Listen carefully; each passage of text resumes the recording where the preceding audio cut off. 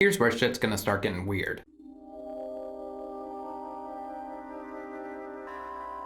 Good evening, my name is Dante, and welcome back to my channel. If you're new here, I discuss strange and obscure media, such as dark, heavy music, and horror movies. Tonight we'll be delving into Tier 3 of my 80s slasher movie Iceberg. This is part 3 of a 4-part series in which I discuss B-movie slasher films from the 1980s that I've watched over the years. Last time I covered Tier 2, in which I discussed Sleepaway Camp, Curtains, Next of Kin, Just Before Dawn, and The Slayer. Those particular selections I felt were all lesser-known movies that still maintained a good bit of suspense or atmosphere which made them stand out. Tonight's selections are not quite that. Here is where we'll be getting into the gory, cheesy, exploitative, video nasty territory that's riddled with bad acting, gratuitous nudity, gnarly death scenes, and various other absurdities that give these films their trash cinema charm. The first film I'll be discussing is one that has left a significant impression on me over the years and is perhaps the tamest out of these particular selections. I'm referring to Unhinged from 1982, which is an old, deep-cut favorite of mine. Terry, Nancy, and Gloria are 3 college students who are on their way to a music festival when they crash their car in the middle of the woods during a rainstorm. They are taken in by a middle-aged woman named Marion who lives with her mother in a huge mansion in the middle of nowhere. Marion's mother, Edith, is wheelchair-bound and apparently suffers from dementia. She berates and insults Marion, calling her a slut and accusing her of bringing strange men into their home. Unfortunately for our protagonists, their friend Gloria was pretty badly hurt from the accident, their car needs repair, the storm is pretty heavy, and they have no way of getting to a phone or any other mode of transportation,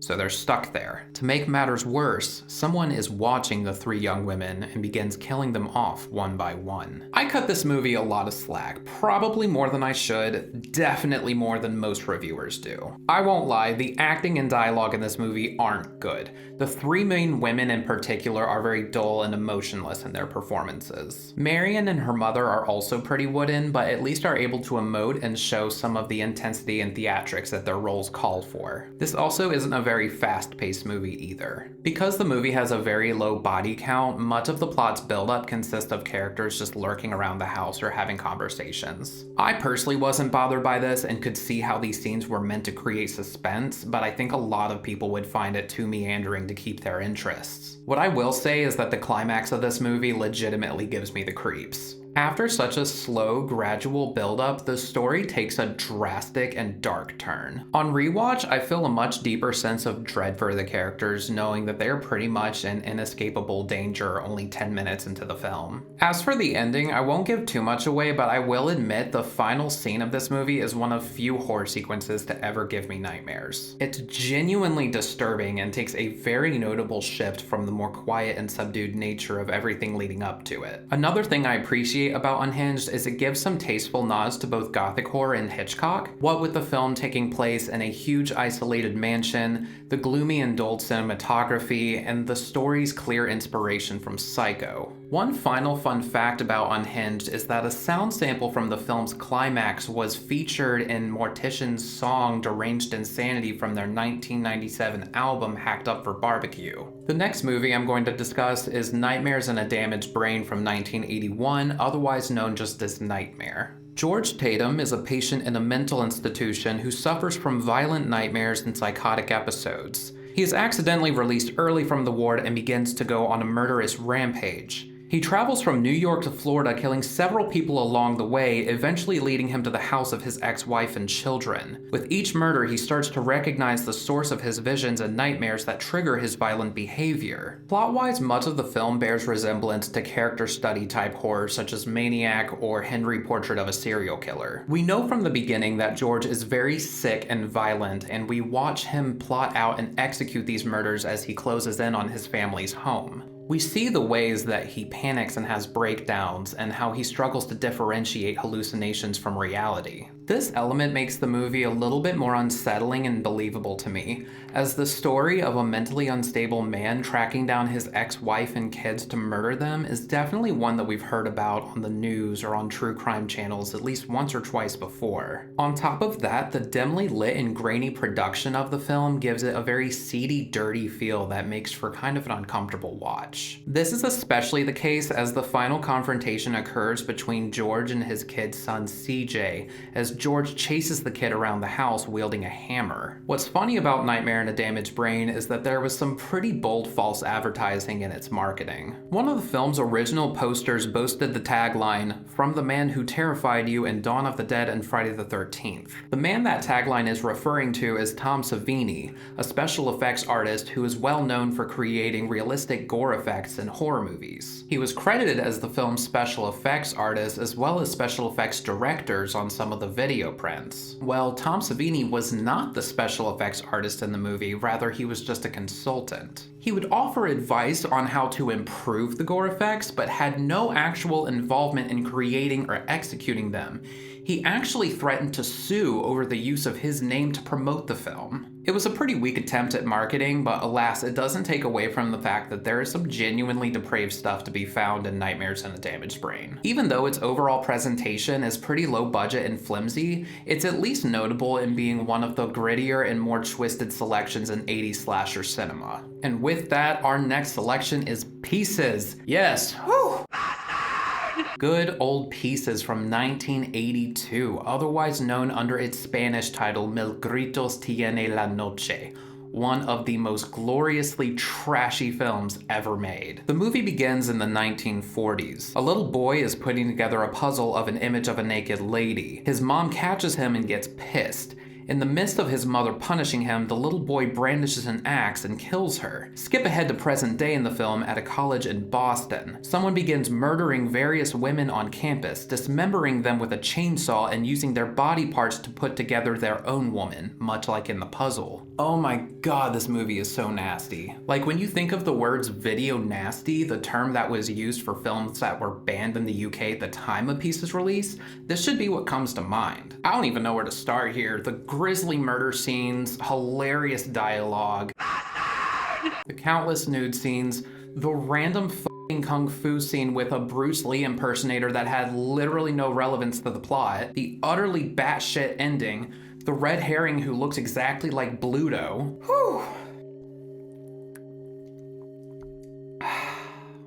This is a bona fide trash movie with no shortage of both gore and laughter. It's the kind of movie to watch when you order some pizza with your buddies, throw back some beers, and want to just die laughing. It's an awful movie, but it's amazing at the same time. Pieces stars husband and wife Christopher George and Linda Day George, and apparently only came into it because Christopher, quote, owed a few favors to some filmmakers. When they agreed to the project, the screenplay was for a made-for-TV murder mystery called Jigsaw, and they basically went into it with little script or expectation of what the film would actually turn out to be. When the film was released and revealed to be a super gory slasher flick, they were so embarrassed by it that they tried to have their names removed from the credits, which personally I call bullshit on, as there are literally scenes in which both characters come across dead bodies or body parts.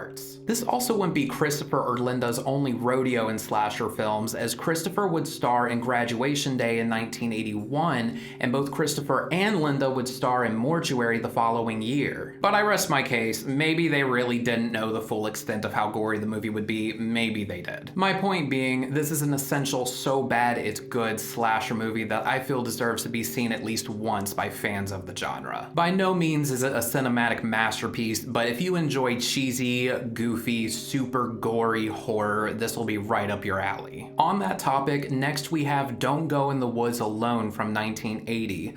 This one is at least supposed to be funny. As the title would suggest, this is a camp slasher. A group of young adults venture into a dense set of woods where some giant mountain man who resides there is murdering various campers left and right. The comedic relief in this film is amazing. First of all of the audio was dubbed after filming, so all of the dialogue and sound effects just sound totally off and weird throughout the movie. The music consists primarily of synth tracks that are best utilized when something goofy is happening. I'm going ahead. This is gonna be a great shot. Come on. Most of the victims in the movie were played by the film crew themselves or friends of the filmmakers, just to give you some context of what kind of budget they were working with. This should also signify how there are only 4 central characters in the film, but a body count of 13. The death scenes are just magnificent too. Like, an artist gets slashed to death while they're painting, causing their blood to paint the canvas. A man struggles to get to the top of a mountain, then makes it up there only to immediately be decapitated. My favorite scene though is when a couple named Dick and Cherry are disturbed by the killer while they are getting it on in their van. The dialogue in this scene is just brilliant. Be careful, Dick. Much like Pieces, this is a perfect selection to put on for a bad movie night with your friends. It's violent, it'll make you laugh, and there are plenty of goofy, quotable moments that are worth becoming inside jokes between you and your homies. The final movie in Tier 3 is a true oddity. That movie is A Night to Dismember, which was officially released in the 80s, though much of the movie was originally filmed in 1977.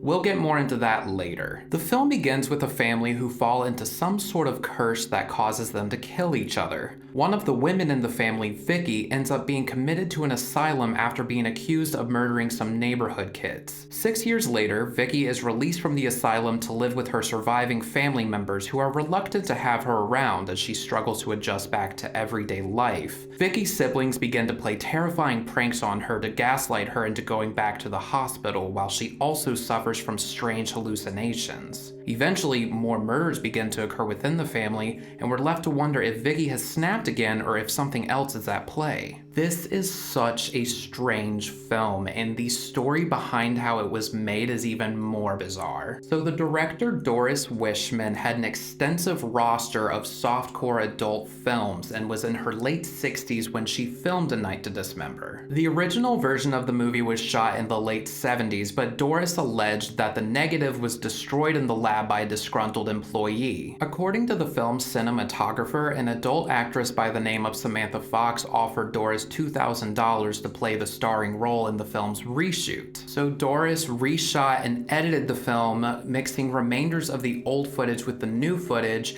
and actress Samantha Fox took the lead role of Vicky. What was released in the 80s was this reshot version. Because of the various cuts and edits between the two shoots, the overall flow of the movie is pretty disjointed. In addition to that, no audio was recorded during shoots.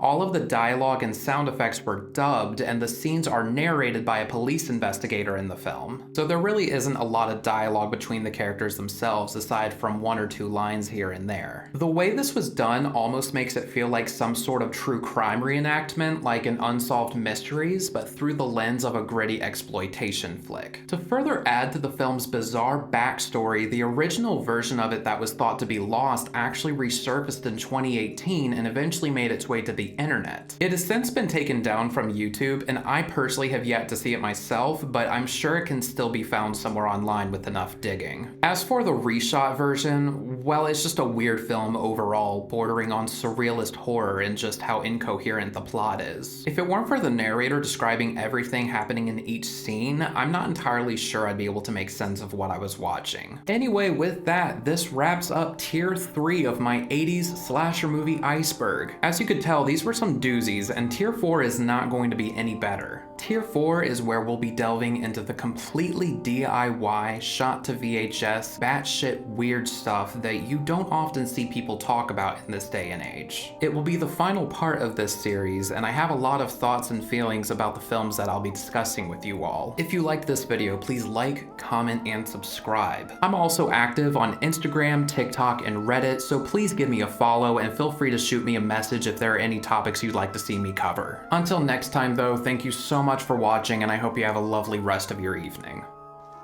Apollo! Hi, buddy. Are you waiting for me to finish my video? Say hello to the people. Give them some purr ASMR. What a good boy you are. Apollo says subscribe. Isn't that right, buddy?